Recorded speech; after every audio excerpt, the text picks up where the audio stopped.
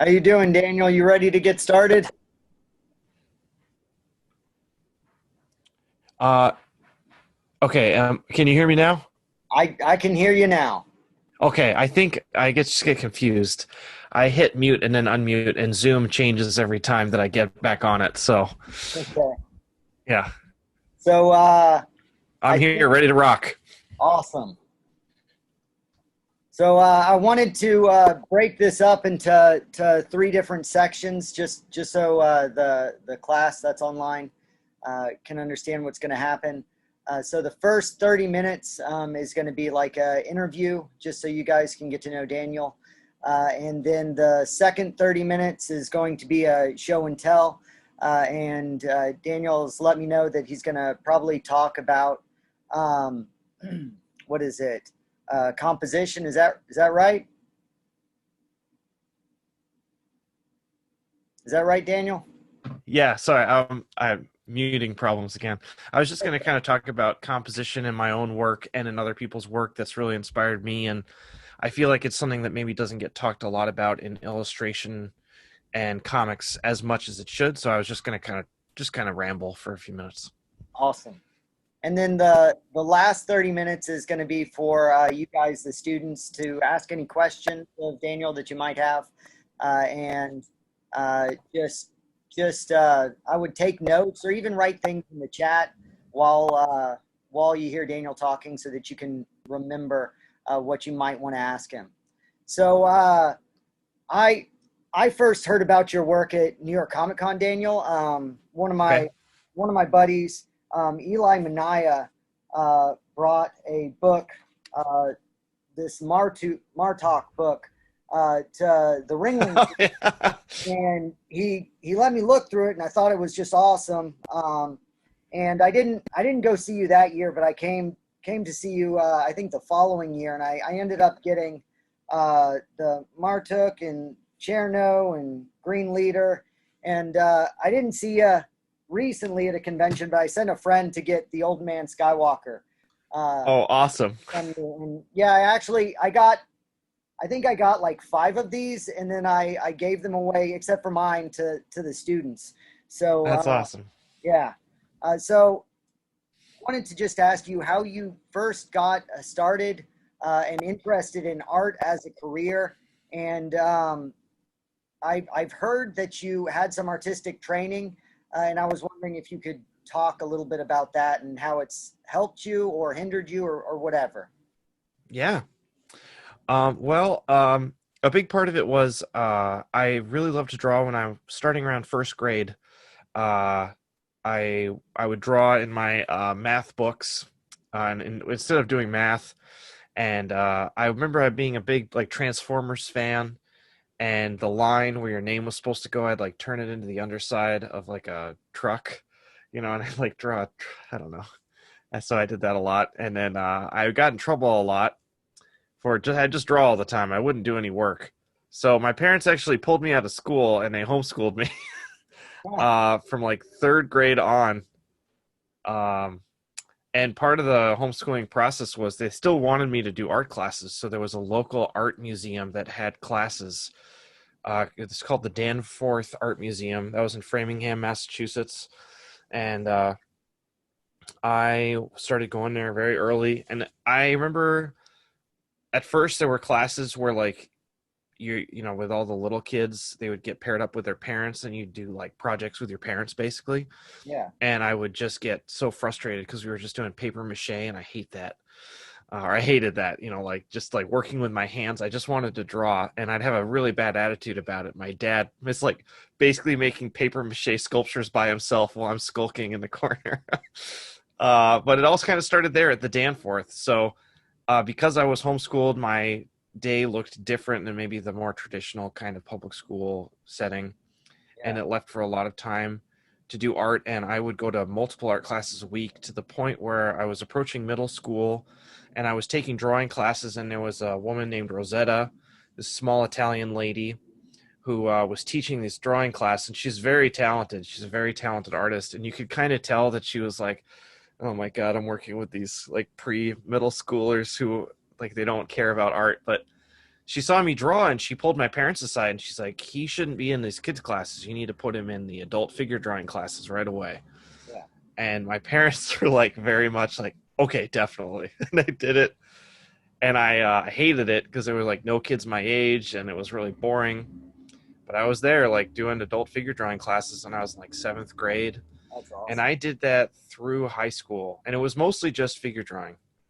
Um, which in my opinion is some of the hardest things for any sort of artist slash cartoonist to like nail down, is the human form and being able to express yourself within the context of the human body, because it's such a representational part of like what we do as artists, especially comic artists. So Yeah. um so then I went to college to become an art teacher.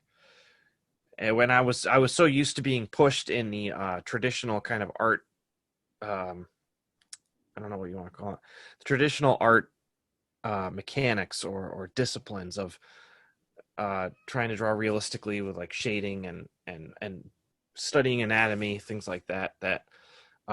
Going to a liberal art school where they didn't necessarily have the resources to have that kind of program, it was much more of a almost master's course based. Like, what does art mean to you, and how can you express yourself best within the context of your art?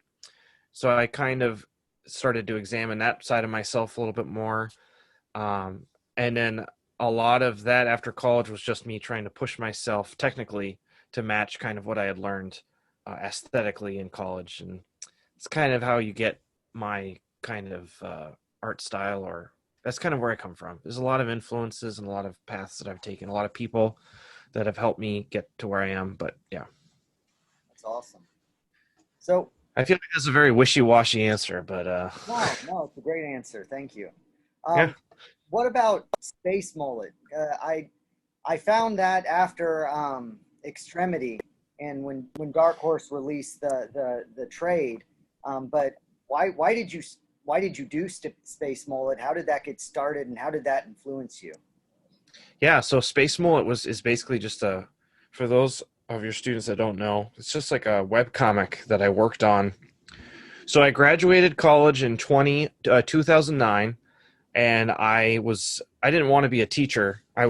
Got I became an art teacher a little bit later, but I went to school to become an art teacher, and I hated the process of becoming an art teacher. So Ah, I it wasn't for me. So I got this like random job at a hospital pushing patients around. I did that for 2 years, um, and I wasn't really going anywhere. It's like a minimum wage job, and I was kind of trying to figure out who I was. I wasn't drawing that much, but I was still doing it for fun. And then I got a job teaching, and I was like, well, it's been 2 years. Maybe I'll actually like it this time. And I hated it again. And I taught for 1 year. And I was married at the time. And my wife was like, you're driving me crazy. Every time you get home from work, you just sit and play video games. You don't do anything. You're yeah, miserable. I'm miserable. You should quit your job and give the art thing a try. Just give it a try, and then we'll like figure out how many months you can go without us like losing all of our savings if you don't make any money. But the goal was, when started, this will relate to Space Mullet, I promise. But the goal was, when I quit my job, was I was going to try and pay rent with my art, only with art, um, going forward. And if I could pay rent, my wife could take care of the other expenses, and that's what we tried to do. And so at that point, I quit my job. I was terrified that we were going to be like penniless. So, but we committed to doing only art income, because I was thinking maybe I'll get a job at Starbucks on the side, and then I'll also do comics. yeah, But my wife and most of my freelance friends who were in other freelance fields like photography and things like that, they're like, no, just go hard on what you want to do, make it a full-time thing, invest every hour you have into it, and really try and make it work. So because of my terror, I was so terrified. I didn't go depth. So I didn't think like, I'm just going to do comics. I was like, I'm going to do comics. I'm going to do illustration. I'm going to do graphic design. I'm going to do anything that's visual that will get me any money. So, like I was doing, like if you open up the middle of the paper and you see the car ads, I was the guy like putting the asterisks next to the car ads, or like next to the cars. I was like making really bad like sides, you know, like on a website, you scroll down on like a website and there'll be like a big tall ad. Yeah. I would be like the one designing those crappy ads for like car tires. So I did that for a while, and this is all simultaneous. Then I would do like some graphic design stuff. I would do like little illustration jobs here and there for random Yeah. clients, and they were all great and they paid okay, but there wasn't a lot of work of that to go around. I just had trouble finding enough people to make an income happen. And then another avenue of that like breadth was comics. And I was like, I don't know if I can actually do this for a living, but I've always wanted to try. I've always wanted to see if I could make it a possibility. So I'll just see if I can prove to people that I can do it. And then maybe somebody will pay me to do it at some point. And then I came up with Space Mullet. And for 2 or 3 years or something like that, I put up 2 pages on this website for free. It was like a web comic to just try and show that I could do it. And if you go back to like page 1 of Space Mullet, it's a very humbling, you know, experience. If you look through the trade paperback now, like it's like a flip book of somebody getting better at drawing. But I was just starting because I was like, well, I just need to make money somehow. So maybe I can make money in comics. And then as things started to progress and the landscape of kind of how I was approaching my art and trying to make rent was evolving, I was getting a few more interests, not paying gigs, but there were a few people taking notice of the Space Mullet thing. And I started to get a sense of the scene, and I was like, well, comics don't pay great, but there's more comic work to go around than there is like just random illustration gigs. Um, so I just started really pushing myself in that direction. And then from that breadth, I really started going deep into the comics. And then after about a year, so I quit my job in the middle of 2012, and I finally got a paying gig with Dark Horse working on like a crappy video game adaptation comic for November 2013. So it was a while, and then that started me off on my journey in comics. So Was that the one with the vehicles? There was like a big 18-wheeler coming down on some dude. I just remember that an image of that. Is that the Dark Horse that one? was my second like paid gig. Okay. My first paid gig was this thing called Eve Online True Stories, where there's this video game called Eve Online, where it's like just people from all over the world have like spaceships, and I had to like basically draw every single spaceship in the game. And a lot of the spaceships are designed like they're supposed to like look like they're vertical, like Yeah. this. Where most ships are like horizontal, which fit great in like a comic book panel. But you're trying to figure out how to like draw a freaking spaceship that's like this long on a stupid comic book page where it's all like horizontal. Oh my god. I could talk my ear off about the horrors of that project, but I got it done. Awesome. So you seem to pencil, ink, and I've seen that you've hand lettered some of your own comics, and you write. So most, at least from what I've seen, most artists or writers seem to focus on just one thing, but you seem to do it all. Why? Uh, yeah, I was starting to, as I was getting into comics, I was realizing that I would go to comic book conventions to try and figure out like to try and make money, but Yeah. I would meet some of these legends, artistic legends from the 80s and 90s that in their day were like huge. And then you go around to this comic book convention and you notice that a lot of them are not necessarily super successful now, and these are all artists, and the creators that seem to be, if they weren't necessarily rolling in dough, but they were still looked relatively healthy and like they still enjoyed their profession of making things. Those creators were the ones that did the everything, like the writing and the drawing. Yeah. Because they were kind of able to be their own. I mean, being a freelancer is your own boss, but your own boss within the context of actually like of an actual industry.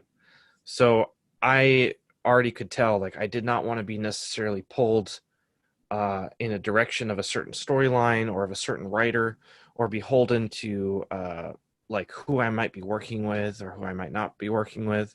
Yeah. I knew that I had stories to tell and that I could do it. I just needed a chance to do it. And so I was started turning down offers to just draw. After the Ghost Fleet, which is the 18-wheeler truck book you were talking about, which I worked on with Donnie, I really wanted to try and make it a priority to write and draw my own stuff. And so I started getting offers from some like pretty big name writers, and I kept saying no because I knew that, you know, it sounds so BS and like corporate to say like it affects the brand, but I knew as soon as I did like a big book with like a big writer, I would be like that little fly on the wall next to this huge written by so and so, drawn by who's that guy? Oh, that's cool. Okay. And if I ever wanted to try and write and draw my stuff after that, it's like, oh, he drew that thing with that writer guy. And I wanted to carve my own path as soon as possible and be able to pick my own projects and almost kind of be like a little, I don't know what the word is. Like, I don't know how to sound this. I don't know how to do this without like sounding like an asshole. Sorry, sound like a butthead. But it's just as a matter of like presenting yourself for success. It's just when people hear the words Daniel Warren Johnson, I want them to think of someone who's going to get something special that isn't always on the comic book shelves, that's only comes around maybe once a year, maybe less, and it's an event. And that's what I'm trying to do when I approach a publisher and a publisher approaches me. We know that there's a mutual interest of success there. So, and it doesn't require me having a writer with me or an inker or anything. It's just me. I come to the table and you're going to get something special. That's what I've been trying to build, and hopefully I've succeeded. Now the goal is to not ruin that. Nice. Still plenty of time. So the students that are listening in are sophomores mostly in my Awesome. media class. So Okay. They've got at least 2 more years of the program left, and then they're going to try and carve their own path. What advice might you give them for somebody trying to break into the industry? Things to look out for, things to take advantage of, like. Yeah. Well, I don't know. It's hard to be super specific because everybody's going to have their own way of kind of getting their foot in the door or getting themselves put out there. Well, I'm just gonna talk like I know what I'm talking about because you asked. So, one thing I see with new creators that are coming out with new art and something exciting to say is they present themselves as a personality on social media and on the internet. And I've always found that the most success comes from the actual work that gets put out on social media, not the words. So, but what I mean by that is, we as visual artists, when it comes to the internet, social media, getting our work out there, in order for us to be successful, it needs to get eyes on. Editors need to see it. People that are in positions of publishing power need to see it. And it's just the imagery. Like, we are here as artists. We may write, we may not. That doesn't necessarily matter so much, but to find success, it needs to get eyes on. And the awesome thing for us and social media, Facebook, Instagram, Twitter, is they're visual mediums. It's so easy for somebody to scroll through their, oh man, that looks cool. We're not a band. We're not like a writer or someone trying to get a script looked at. We have this perfect little square on your Instagram that comes up, and you have a moment there to connect with other people in a way that doesn't require any clicking or going to a link or a link in profile or anything like that. And that's what's most important. So at least this is just my experience that I'm trying to kind of connect, I guess. But if you can provide an image or something that is exciting that can provide people with some sort of connection through that image, that's something that you should work towards. And I don't mean necessarily to play to social media. It's just now social media is the way that people are seeing other people's work. It's just the way it is. and that comes without the most the amount of work and drive that you can put into presenting yourself as a um, competent, chill, talented illustrator or comic artist or what have you, uh, in that social media package is so huge to getting a job now. And I'm not necessarily saying like I never post like politics stuff on my Instagram and social media or whatever. Not because I don't care about those things, but it just has the tendency to alienate. So that's something I noticed too. I see so many talented artists just retweeting all of this stuff, and it's like a lot of noise, honestly. And it's like people are there to see the art, and that I don't know. I just like I have friends that have maybe missed opportunities because of the other stuff. I'm not necessarily telling you how to run your life on social media. I'm just telling you the facts of how people look at it. So Yeah.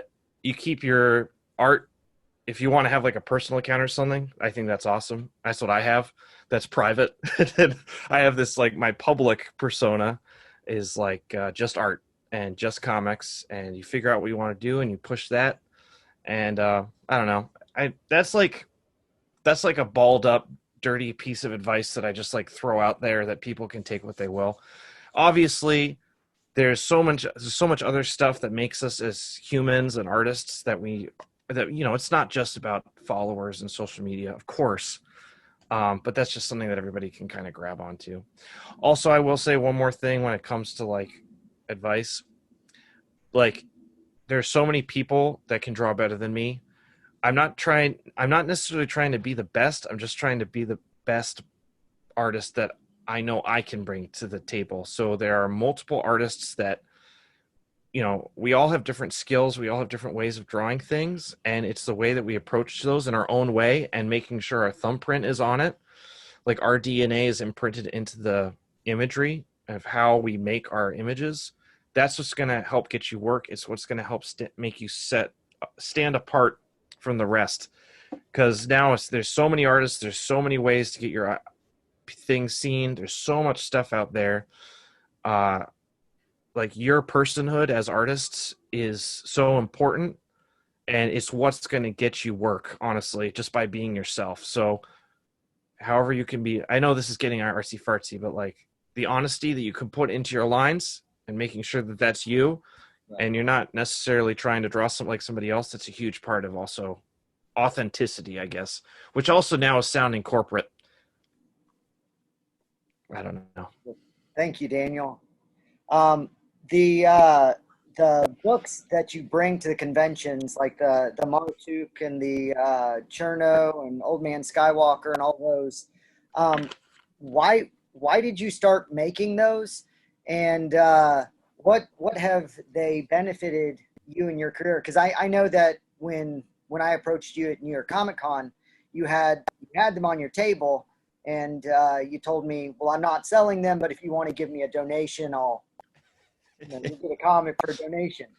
And I thought that was great, but like it seems like they serve a purpose, or they're like a vehicle to something. So what purpose do they serve?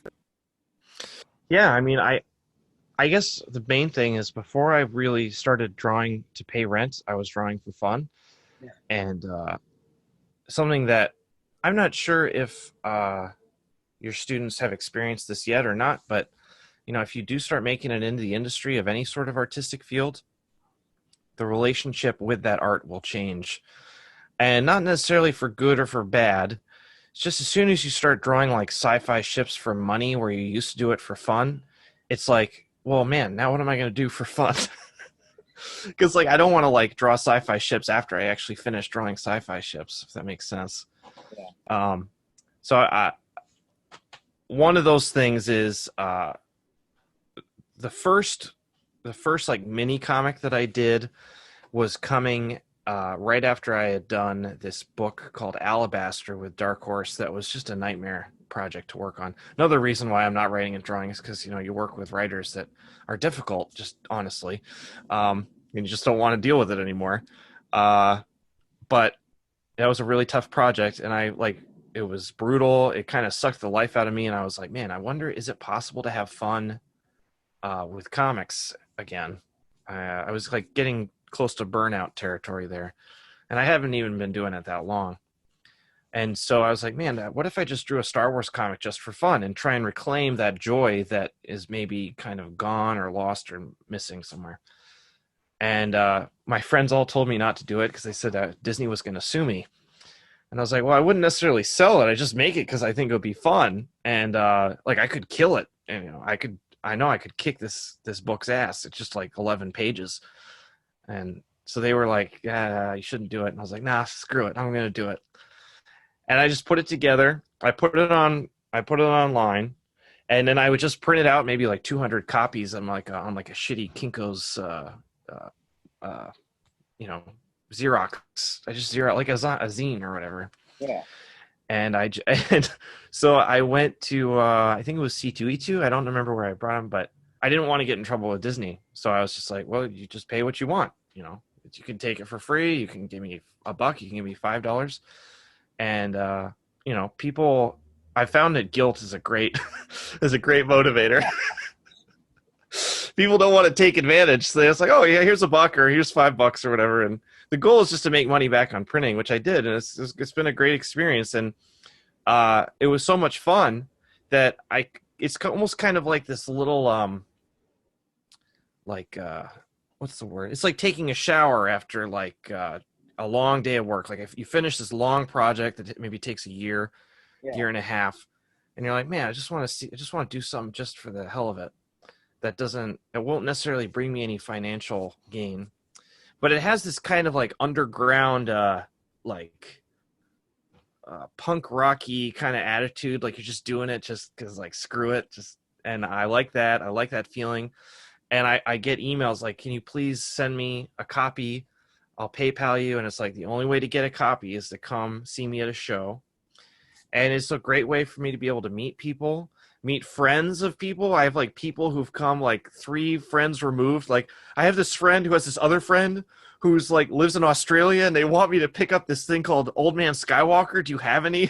And it's just really fun. So it allows also for a more human connection that is absent of the social media, internet, like death glaze, which I don't know, kind of has pervaded into the way we talk about art, which I already did. So I don't know what that tells you. It's like an escape, you know, it's like, I'm just doing this just for fun. I'm going to make it. I've done, how many have I done? 4, 5, something like that. I got 4. So I think I have them all. Do you have the wrestling one? No, I missed out on that. I saw you post about it, and I didn't pull the trigger, and I've regretted it, but yeah. Yeah, I did one based on one of my favorite wrestlers ever, Jushin Thunder Liger. Yeah. And it was really fun. And I had people who were like, I don't like wrestling. I was like, no, that's fine. I don't care. This is for me. So it's just a way to try and find the fun again in making stuff. That's awesome. Yeah. So what motivates you to keep producing? Oh, that's a great question. Well, so one kind of interesting thing about the dynamic that I was talking about with like paying rent and your relationship to the work changing is once you are actually paying your rent with art, you can't stop doing art because then you will be homeless. Yeah. So in so many words, you know, a big motivator now is like paying for groceries and bills. And now that immediately gets complicated because then you start thinking about, okay, well, if is it all about money? Because if it's all about money, there are specific avenues of career choices that you can start making to go down. I'll give you a good example. When I did this book with DC, the hardcover just came out. It's like a Wonder Woman comic. It's called Dead Earth. And so when I first had a meeting with DC about working with them, they're like, what do you got? We really want to work with you. Give us some ideas. And so I'm like, okay, X-rated Dial H for Hero. You know, it's this really old school comic, really pulpy, where like a kid would get this like old school phone with a rotary dial, and you'd have to dial HERO, and some random hero would come help you with your quest. And I just thought it's such a cool, fun, campy idea. But what if it was like with like blood and guts and gore and sex and just crazy, crazy stuff? And they're like, no, that'll never work. No way. And I was like, okay. And then I was like, okay, what about a slice of life comic about Pa Kent from the Superman universe struggling with his own faith when he finds out that Superman exists and aliens are in the world? What does that do to a man's psyche, right? This like old school religious guy from Kansas who goes to church every Sunday. And they're like, hell no, that's a terrible idea. We're never going to do that. And then they basically laid it out. They're like, we want you to, we want like the Daniel Warren Johnson take on like an A-list character, basically Green Lantern, Superman, Batman, Wonder Woman. And in the industry now, for like whatever reason, Batman is just like a golden ticket. It's just everything sells a lot. And I remember talking with my wife. I was like, if I wanted to make money, I would pick Batman like 100%. Yeah. And because it's just like, that's because you do make money on sales of books after a certain amount have been sold. And Batman just, if you slap Batman on anything, it just sells 100,000 copies. I don't know why, but it's popular. So I was talking with my wife about it, and I basically came out and said the only reason I would do a Batman comic is because it would make a lot of money. And my wife just goes, mm-mm-mm. And it was good. It was like just like a talking out, just like really figuring out like what are my motivations here, and just being honest with it. Yeah. Because I was like, I don't have any Batman stories in my mind. Like, in my opinion, most like the Batman comics that I've read, they've achieved pinnacle status for me. I don't know how I'm ever going to beat them. Same with Superman. You know, I didn't really have any stories to say about Superman, and I just started thinking about it. And Wonder Woman was just like I really liked the character of Wonder Woman, but the visual representation of the way the character has always been illustrated in the past has never been something that has interested me. I see it on the shelf and I'm like, no, pass, hard pass, move on to something else. So it's like, I wonder if I can take the attitude of Wonder Woman and the vibe and mix it with a visual that would actually get me excited as an artist. And that's what I ended up pitching DC. And, it didn't sell great. But I was able to get a good rate with DC to like to write and draw it. It did pay the rent. But I was also like relatively artistically fulfilled, as much as you can be with like a corporate DC character. You know, I was stonewalled by a lot of things, like things you cannot do with Wonder Woman and so on. But I had a really good time. But I felt like I had like walked this line relatively of being true to myself while also like providing for my family. So, you know, it's a jungle, dude. So I actually read the Wonder Woman book. Oh, right on. I have it on my Christmas list for my wife for the hardcover. Oh, awesome. That's great. And in fact, this is going to segue into, I guess, the next question. But I follow Felix Comic Art, and when I think it was your first issue or your second issue of Wonder Woman came out, I tried to snag a page, and I guess I just missed it because I guess somebody else like bid on it right before I did, and I was wondering how is it different from going to conventions and doing your own thing than working with somebody that's representing you and kind of repping your work and being the middleman between, say, yourself and collectors? Well, I mean, it's a good question. Pardon me. It's a niche question because, you know, when it comes to that kind of thing, like I'm still working with pen and ink. I have like originals all over my apartment, and I send those to Felix and he'll sell them. And he takes a 25% cut of all of my sales. And that's usually it's 15 to 25% is usually pretty normal for art reps. And thing about comic books and things like this is like these collectors can get a little weird. So as your name like gets a little bigger, the collectors get a little weirder. Yeah. So I remember like there was this one time at a convention, this kid came up and he's like, "Excuse me, Mr. Johnson, will you please draw Spider-Man in my sketchbook?" And I was like, "Dude, 100%, of course." He's like 8 years old.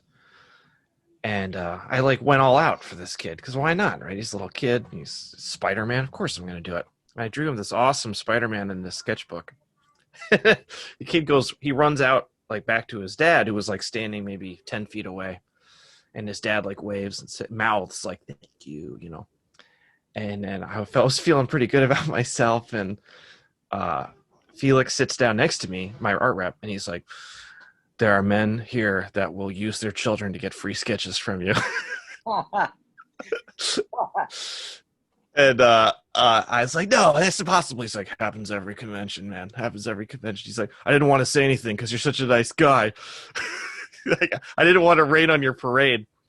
And so, you know, it's good to have that kind of like force shield around me because there are people that will take advantage. As much as I hate to admit that, it sucks. Yeah. I remember I did a sketch for someone where I usually do these sketches at shows. They're like 6 by 9 inches. And you know, they're like this big. Yeah. And I bring a bunch of pieces of paper that are 6 by 9, and I just do a little sketch on them. And so there was a convention where a guy brought me another piece of paper that was like 9 by 12 or something. He's like, "I know you only do 6 by 9, but I was just wondering if you could do it on the 9 by 12 piece of paper." And I was like, I'm like, "Of course, I don't care." I measure it out, like do a little border, just draw within the border. Well, I guess a bunch of collectors got really mad at me because on like these forums where they talk about how he did this sketch on a 9 by 12 and I only got a 6 by 9, and I'm like, I can't deal with this. And Felix called me. He's like, "Look, we got a lot of people angry at us online." And I was like, "Well, they could go screw themselves." That's what I felt like saying. He's like, "These are just how collectors are." So it's good to have somebody to be that middleman if you're at that point. There are a few things that Felix has taught me as an art rep that I can just tell you now. So just write these things down because they will help. Never, ever on Twitter or social media post your prices in a tweet. Never. I see so many people, commissions, $40 for a 9 by 12, whatever, right? Don't do it. So just say commissions are open and here's my contact info. Contact me for more info. And then in a private email, send out your prices, because there will be assholes who screen cap that. And then 2 years later, when your price is $60, they will send you that screen cap, be like, "Man, 2 years ago was this, that seems a little unfair." It will happen. Don't do it. And also, publishers are looking at your Instagram, social media. They may not be following you. They may not be retweeting you. They may not be liking any of your stuff, but they are looking at what you think you're worth, and they are going to treat you accordingly. It's like it's like kind of like goes back to my social media stuff from before. It's like the more you kind of put out there that's not related to your work, the more it's going to be used against you. I hate doing this. I hate that I have to say that. It's the worst ever, but it's just the fact. So be strategic, especially with original art stuff. Don't post your prices. And one thing I also say is you have a price in your head, and if someone comes to you at a convention or at a sketch, or somebody approaches you saying, "I know they'll say, 'How much for a sketch?' And then you respond back, $60. And they're like, 'Well, how about $50? Walk away. It's just not worth the haggle, because either that person's going to go back to somebody else who got a sketch for 60 and they're going to say, 'Well, I got it for 50. He's like, 'Well, wait a minute, I got it for 60. And it sucks that you have to be like this brick wall. But in the illustration world, it's just best to just stick to your guns. You don't move. And then sometimes if you have somebody that comes to you, let's say for an illustration job, right? You have a writer who's like, "You know what? Maybe this is like a C-list writer who's like maybe just about to break in." And you're like, "Okay, I'll do a book with them." And they're offering me, you give them your page rate. and you say, okay, it's $100 a page for, let's say, a pitch, right? 10-page pitch, $100 a page. You'll pay me to make this thing. We'll pitch it out. And a writer will be like, oh man, that's too expensive for me. What about $50 a page? And you're like, in your mind, you're like, I really need this gig. I really need the money. But I don't want my page rate to come down. So instead of saying, okay, I'll do it for 50, you say, I'll do it for 100, but I'll give you a percentage discount. And then when you invoice them and you send like an official invoice, it has an actual percentage number there. So here's what you would have paid if I wasn't such an awesome person. And here's the percentage discount. And so then you have a bill of sale that, so people can't actually say when they go and when this writer goes and talks, oh man, this awesome artist who put this pitch together, $50 a page, it was amazing. It's like, no. It was $100 a page. He gave me a discount, he or she. This person, not only are they talented, but they're good people. And then I'm sounding like a robot, like how to make friends and influence people. But this is just like really easy ways to like make yourself look cool and like a good person, which is, it counts in an industry like this, which is very small, and also keeps you relevant and keeps your prices the same. And the less numbers that are out in the public, the better. So that's what I've learned from Felix. And they're just easy little tips. I don't know. I hope that helps. That does. Thank you. That's my kid upstairs, by the way. Sorry. Oh, it's all right. Hey, All right. I think now would be a great time to segue into your composition. Oh, sure. Yeah. So let's see. I'm going to share my screen here. I might have to.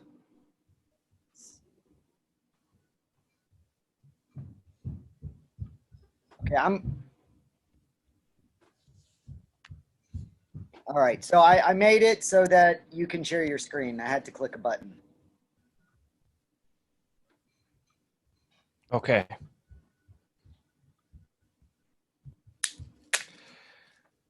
Let's see.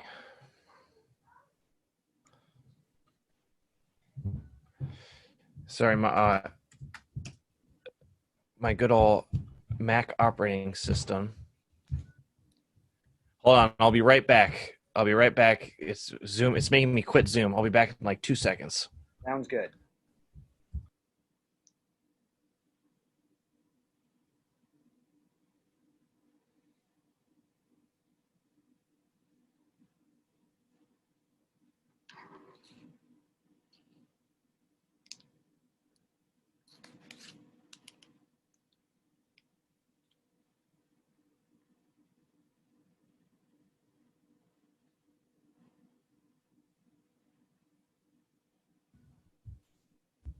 Okay.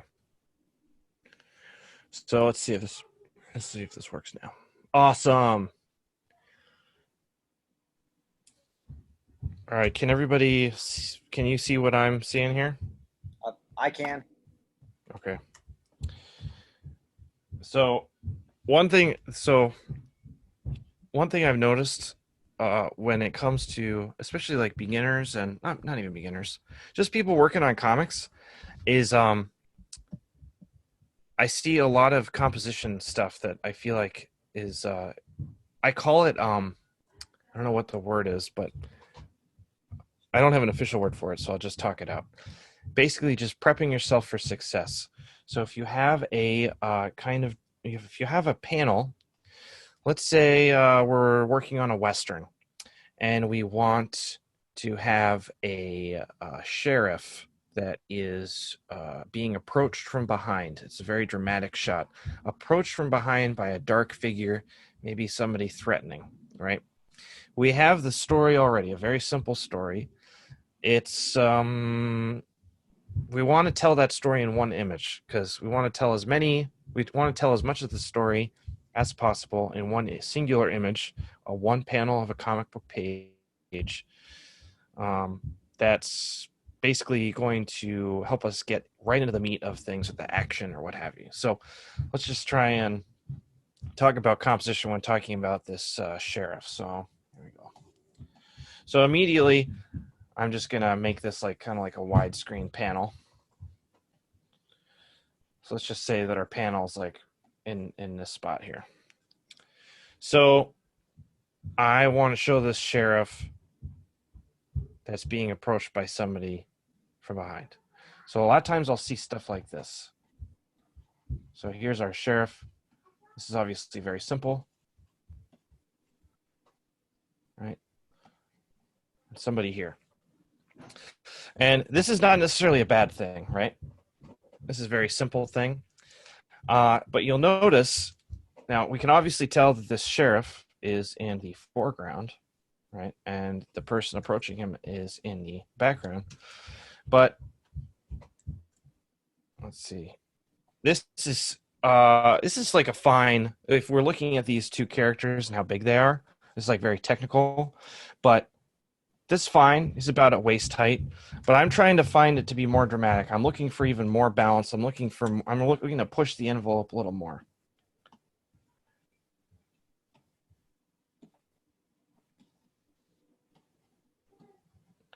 So now the spatial difference, if we were to actually draw this guy whole out, it's like that much, way more dramatic. The composition is a lot. I mean, we're talking about art here, so you can only be so objective, but do we already see how much more dramatic this, I mean, I don't know if this makes any sense, but this is kind of just what I was thinking of talking about.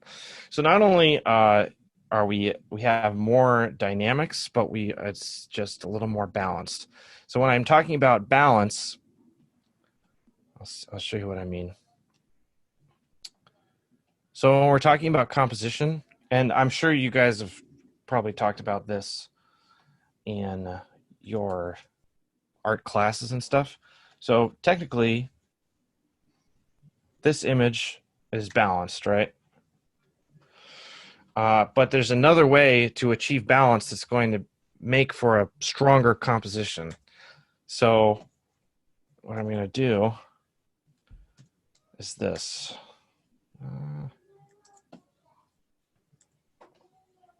Well, hold on. I'm just going to redraw it.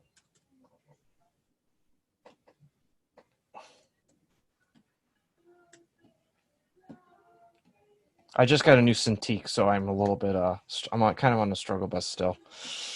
So this ball is a little smaller, this ball is a little bit bigger, but it's just like we did in the previous image with the sheriff. We're just pulling and stretching things to just make it a little more intense, right? So this is something that goes along with composition that's just contrast, right? Contrast and composition. So things like this. So here we can put the ball a little bit in the foreground. That's some nice contrast. Things like this. Obviously, I'm using two circles, so we're getting very simple here, but the concept is still the same. So I was just going to kind of show some of my favorite compositions. So one thing that helps me a lot with composition is I will pick a movie that I know has strong composition in it, and I will basically,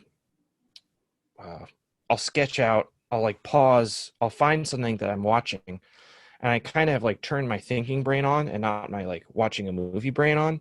I'll turn that off, and I'll like be actively looking for compositions within the context of watching films. This could be anything from like Godzilla to, I don't know, Lion King.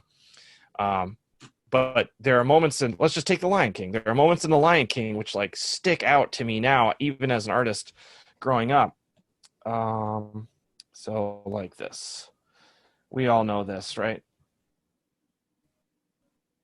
Like, bam, Lion King. This composition is amazing because I can literally just draw it from memory, right? This literally what you're going for here with this exercise. You're trying to pinpoint visual moments in media that have a staying power, that have an element, that have this balance and this contrast done in a way that makes you stop in your tracks, right?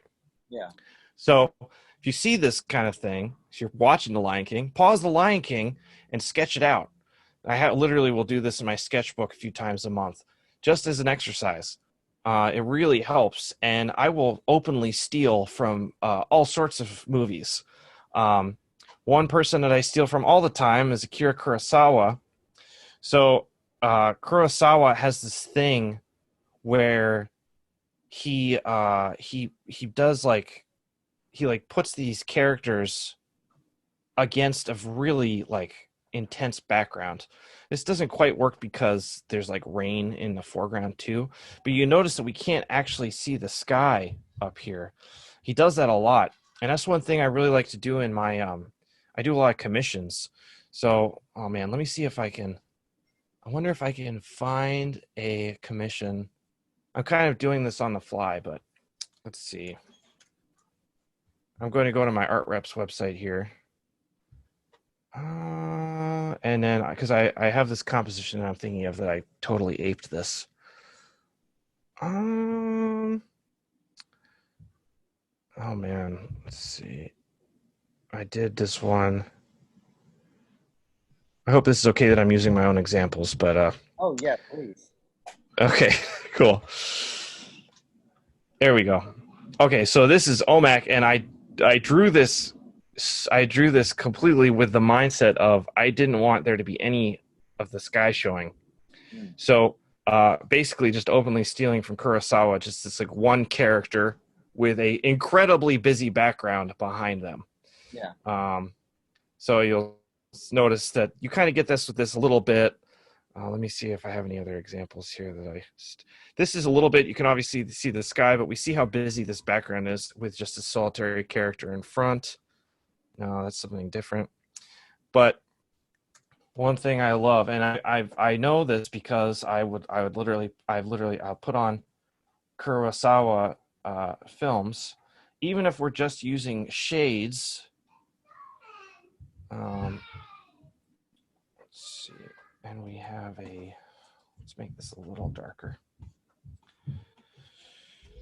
So if we have this kind of value here, we'll just use value.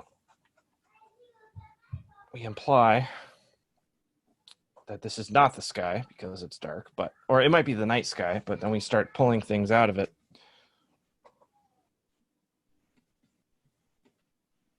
So we have our figure here, maybe our sheriff, whatever, right?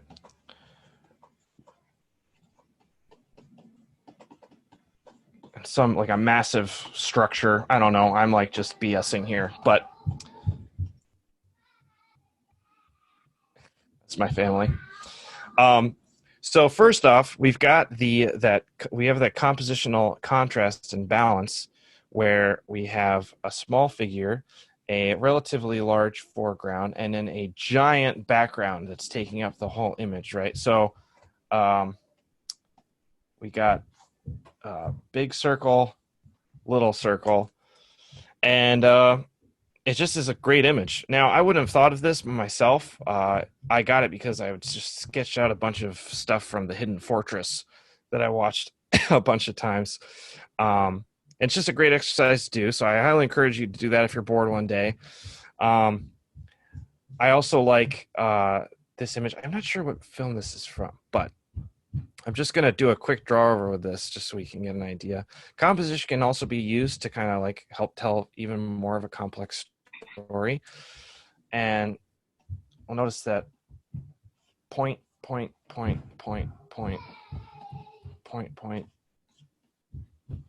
all these things are being used to tell a story. We are supposed to look this way. I do this all the time in my comics where I'll literally just point the spears where I want people to read the action. Like actual spears. Like if there's an army, like I will point the spears where I want people's eyes to go. And I got it from this kind of imagery. So I hope that kind of makes sense. I don't know if I don't know. Does that make it? Yeah. I don't know if that has any value to your students whatsoever, but mostly I will end with just saying steal from the people who know how to do it well, and don't be afraid to, I guess. Nice advice. Well, so I'm gonna open it up to the students that are listening. If you guys have any questions for Daniel, just anything that you want to talk to him about, you can unmute yourself or you can type in the chat and yeah, just give you guys an opportunity. A question I had was, we're talking about practicing composition. So I was wondering how often, if you do you practice figure and perspective on your own? It's a great question. So I will say when I started with Space Mullet, I knew that one of my weaknesses when it came to illustration and making stories was I sucked at like a 3-point perspective, and I was really great. I wanted to do a fantasy comic because I knew if I did a fantasy comic, I wouldn't have to draw as many buildings. um, and But I knew that was going to be a crutch that I would like fall back on. One thing that I knew I needed to work on was like industrial kind of design and architecture.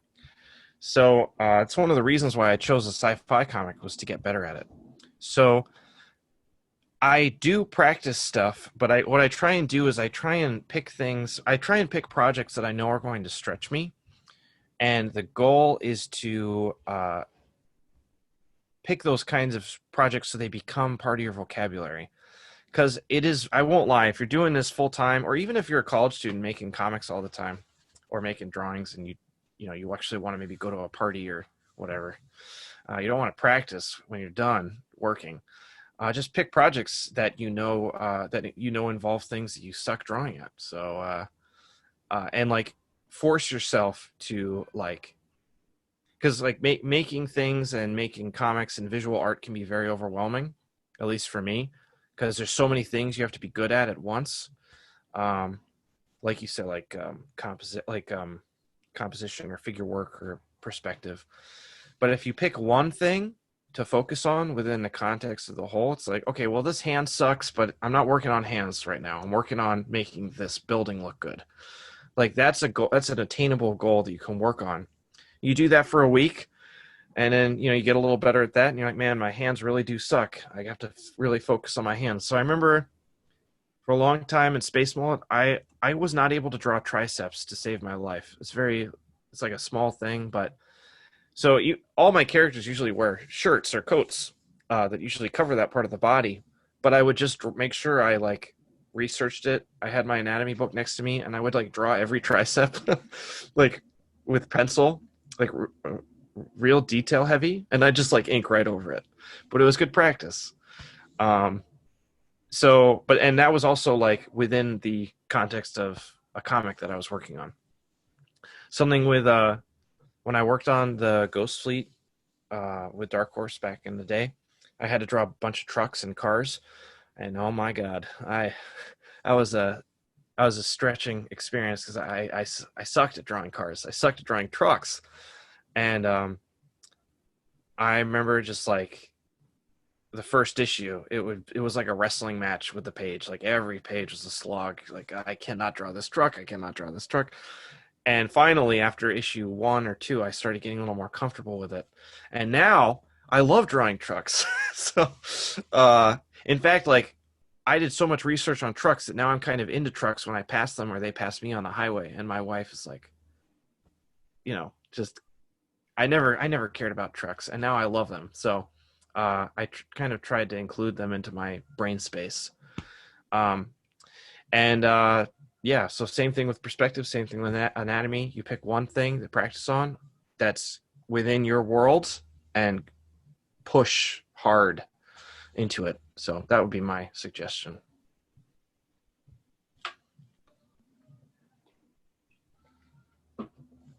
Yeah.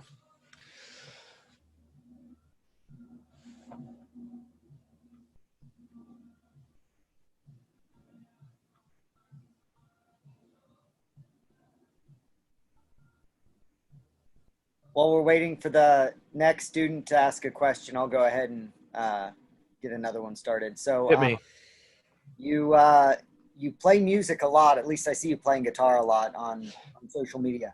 And Murder Falcon seems to be like heavily about music and specifically metal. So how has music influenced you and your art and even your writing? Yeah, great question. I guess I would say it kind of ties into the thing I was talking about before with my with my struggle of not really drawing for fun anymore. And I really love being creative, and visual art was my main creative outlet. So I've been playing guitar since I was 11, but I never really pushed myself at it because, you know, my main source of like creative output was with my visual art. And then once I started doing that full time, I'd finish my day, and like I said, I just had no desire to draw anymore.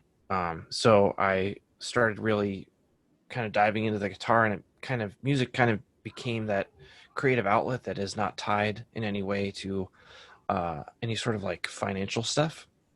So it's become basically an outlet, a creative outlet that's just very free. Um, and I was actually hesitant to like make a comic. My Murder Falcon comic deals a lot with music. I was hesitant to introduce music into the comic book world because I didn't want to feel like I was using my music as a vessel to like help sell Murder Falcon, or really do like keeping those things separate. But it was just such a natural outpouring of like what I just love anyway into the comics that I make. So it was very natural and organic. I'm very happy that I did it. And it Murder Falcon was born in part out of my love for the like guitar virtuoso community. It just wouldn't have existed without people like Paul Gilbert or Marty Friedman or like Yngwie Malmsteen. It's just a fact. So I was able to take what I love and kind of, put it into something that I do for a living, which I was very happy to do. And yeah, I guess yeah, yeah. What bands influence you the most? Oh man. Well, so I was talking about Paul Gilbert, so definitely Racer X. I see an Ibanez back there. Yeah, that's awesome. And of course Pantera. But I had always like loved Van Halen growing up and things like that, but the kind of like Rest in peace. yeah, amen. But when it came to like guitar virtuoso stuff, I didn't really know about it. And that whole scene, like with like, this is like a deep cut, but Racer X is like, when you think of 80s hair metal, you don't necessarily, you think about cool guitar riffs, but you don't think about guitar riffs that would like literally melt your brain. And so that was kind of the attitude. Like there's this band Racer X, there's some songs where there's so many unnecessary notes. It's kind of obnoxious. And that's exactly the vibe of Murder Falcon. So that was Racer X is definitely a huge influence. Marty Friedman, Yngwie, all of like the greats like Metallica and Van Halen. Any sort of like big hair band was definitely a big part of like what made Murder Falcon happen. Respect. Thanks for the question. Yeah. I have a question, and I guess this kind of pertains to kind of finding other outlets for creativity, like when like art became your source of income. Mm-hmm. Because, I know Prochnow said most of the students here are sophomores, but I'm a senior that popped in from another class. And oh, cool. One of the things that I think about a lot when I'm like think about like hopefully going into the industry is like, what do I do? Like if I do kind of like need to put that energy somewhere else, like was it that like difficult at all for you? Like when you were like dealing with the fact that maybe like art isn't like what you want to do when you come home from work anymore? Yeah, it's kind of a scary thought, right? Like I didn't actually have any sort of professional tell me this when I was like trying to break in. Every day I was like pushing myself, like I have to break in, I have to do it, I have to push myself harder. I want to get paid to do this so I can officially do this every day for money. And then when I finally got there, it wasn't like, I hope I'm not making it seem like this like horrible moment, where it's like where the blood like drains out of your face or anything like that. But it's just it's like a kind of a soft realization that's like, it's not good or bad. It's just change. It just changes. And I think that's also just for me. There are plenty of people that would, not necessarily disagree with me, but, their relationship with the work, they would say, has not changed. And there are other artists that will have specifically catered their art style and their kind of personal brand to protect that kind of, I don't know what the word is, protect that kind of artist, not integrity, because I don't feel like I've given up any integrity, but I've chosen to go into a more of a mainstream comic book art field, which just comes with different challenges and different compromises, I'll say, that maybe someone who might be doing indie comics or comics that are just printed out of a basement or what have you. There's all these different levels, right? And I know there are also other artists that have shied away from doing more mainstream comics because they want to keep that purity to themselves, and then they literally do choose to work like a more regular job so they can keep that, so they can kind of keep that vibe, that feeling there. So I've kind of like made this choice for myself, and it's different for every artist. There's a good chance you work in mainstream comics for 5 years and then you're like, peace, I'm out. I could see that happening, not with you, but I can see myself like having that attitude, like, man, if it's like this for another 2 years, goodbye, I'm gonna go do something else. And maybe it'll come to that, I don't know. But I think it's good to keep self-assessing, and for me, being able to do guitar, being able to write and draw, that was a big part of it. I think if I was drawing for other writers, there'd be a really good chance that I would be really struggling right now.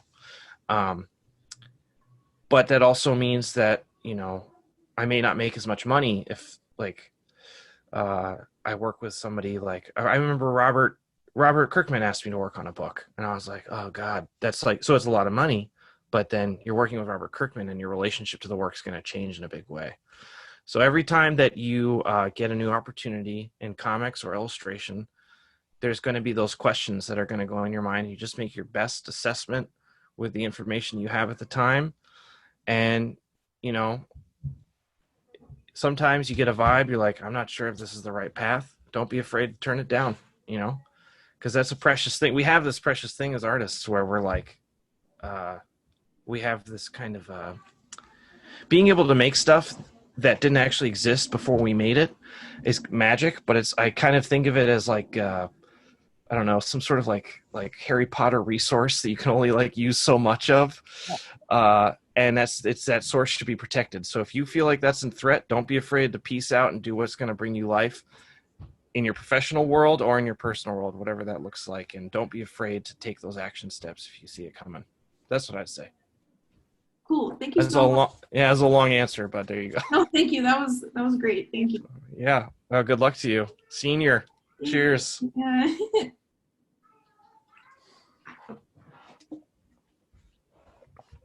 Come on, give me one more before I go. Let's go. Somebody asked me a question. How many of you are there here? I want to know. 1, 2, 3, 4, 5, 6, 7, 8, 9, 10, 11, 12, 13, 14, 15, 16. I don't know. Anyway. Oh. All right, all good. So one of the faculty members actually had a question, and I'm gonna ask it for them because they didn't want to ask it themselves. Oh, okay. I'm interested now. You killed Superman. You had Wonder Woman kill Superman. Yes. I enjoyed that. But they were wondering why you did that. And why did I have Wonder Woman kill Superman? And use his spinal column and skull as a weapon. Okay. Well, first off, I like having the feeling of being a bull in a china shop. So there is that little bit of like getting into a cool place and just wanting to break everything. That's definitely probably a personal thing that I need to deal with. So there's that like little bit of a punk rock element. Like I'm gonna have Wonder Woman kill Superman. But to be totally honest, one thing that has always frustrated me about event comics and mainstream books like DC, especially when it comes to like DC heroes, it's like I always kind of felt like Wonder Woman was like the bronze medal of Batman, Superman, and Wonder Woman. And like when it really comes down to it, like her actual character and motivations, I like kind of am into more than the other two. And so I really wanted to kind of put the way that I wanted to highlight those parts of Wonder Woman was to put them under the pressure cooker. And one thing I would always see Wonder Woman doing is she's like really good at like telling you how her morals and how her beliefs are really awesome. And everyone's like, yeah, right on. But they're never actually tested because she's a superhero and she's never actually had to worry about it. She's kind of leaves this like privileged life. If you don't need to worry about a bullet, what does it matter if you step in front of somebody who might be hurt by a bullet? If you can't be hurt by a bullet, it only really matters if you step in front of somebody where you can actually be hurt, because that's where the stakes are. So the goal from the very beginning of this story was to have Wonder Woman at a disadvantage to test whether she could still say, I believe in these things, even though I could die, or there's something really awful could happen to me. And then she realizes, and another thing, like this is kind of artsy fartsy and like, whatever, just go with it. So, one thing I feel like I do sometimes is I'm like this, I believe in this, we should be doing this, so on and so forth. These people need to change, when talking about like the world today or whatever. But I don't actually, a lot of times I like won't be looking at myself, and I'm not like correcting the problems that I have inside myself. And so Wonder Woman, even though she is a god, she does have like things going on with her life where she's saying a lot of the time, humans need to do this. You got to love each other. Love is strength and blah, blah, blah. But when it really comes down to it, does Wonder Woman always follow her own rules? And you think that she does, and then it all comes crashing down when you find out that she actually like killed Superman in this like crazy fit of rage and anger. And so that was kind of the reason why I did that, is because it only matters. Wonder Woman's character only matters if she can really be human, I guess. That's my opinion, where she makes mistakes and she does have to look at herself and have like this kind of mirror moment. And that mirror moment is when she's staring at Superman's dead body. And then the spinal column thing was just because it's really metal and awesome.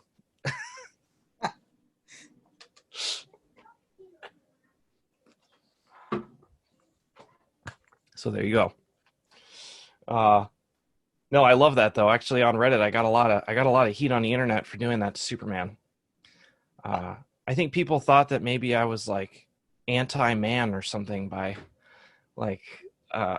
by ripping his like killing Superman. But I was just like, this is just a great moment, guys. I mean, who wouldn't want to see this? So when I saw that you did that, I was like, oh yeah, I'm getting one of those pages. And then all of them sold complete after that. Yeah. Like, oh man, forget that. Do you know? So when I had the original outline, I was going to have like an Eastern Promises style fight scene. Has anybody ever seen Eastern Promises? It's like this movie with Viggo Mortensen. He gets attacked in like a bathhouse, and he's totally naked. And I think it's either one guy or two guys who are also totally naked just come to kill him. And I was like, how cool would that be in Wonder Woman? Like totally non-sexual, just like naked Amazons beating the crap out of each other. That would be the coolest thing ever. And DC was like, no way, never in a million years. It'll never work. And I was like, okay.